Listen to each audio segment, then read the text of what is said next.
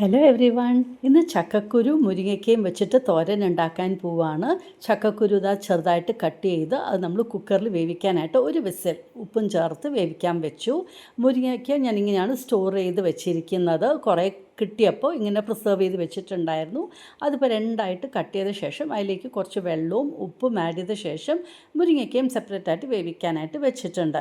ഇനി ഇതിനൊരു അരപ്പ് തയ്യാറാക്കാനായിട്ട് നാളികേരം, 2 ചെറിയ ഉള്ളി, ഒരു 3 വെളുത്തുള്ളി, ജീരകം, കുറച്ച് മഞ്ഞൾപ്പൊടി, പച്ചമുളക് എരിവിനനുസരിച്ചിട്ട് ഒന്ന് ക്രഷ് ചെയ്തെടുത്തു. എണ്ണ ചൂടായി വന്നപ്പോൾ നമ്മൾ ഈ ക്രഷ് ചെയ്ത കോക്കനട്ട് അതിലേക്ക് ഇട്ട് കൊടുത്തു. കുറച്ച് കരിവേപ്പിലയും ആഡ് ചെയ്ത ശേഷം നന്നായിട്ട് അങ്ങോട്ട് ഇളക്കി കൊടുക്കുക. ഒന്ന് അതിൻ്റെ പച്ച മണയ്ക്ക് പോകുമ്പോൾ വേവിച്ച് വെച്ചിരിക്കുന്ന ചക്കക്കുരും അതുപോലെ തന്നെ മുരിങ്ങയ്ക്കയും ഇതിലേക്ക് ആഡ് ചെയ്ത് കൊടുത്തു. ഉപ്പുണ്ടോ നോക്കണം, ഇല്ലെങ്കിൽ വീണ്ടും കുറച്ച് പാകത്തിന് ഉപ്പ് ആഡ് ചെയ്ത് കൊടുക്കണം. അങ്ങനെ അടിപൊളിയായിട്ടുള്ള മുരിങ്ങയ്ക്കയും ചക്കക്കുരുവും കൂടിയിട്ടുള്ള തോരൻ റെഡി ആയിട്ടുണ്ട്. ഇതുപോലെ ഒന്ന് ട്രൈ ചെയ്ത് നോക്കൂ, നിങ്ങൾക്കും എന്തായാലും ഇഷ്ടമാകും.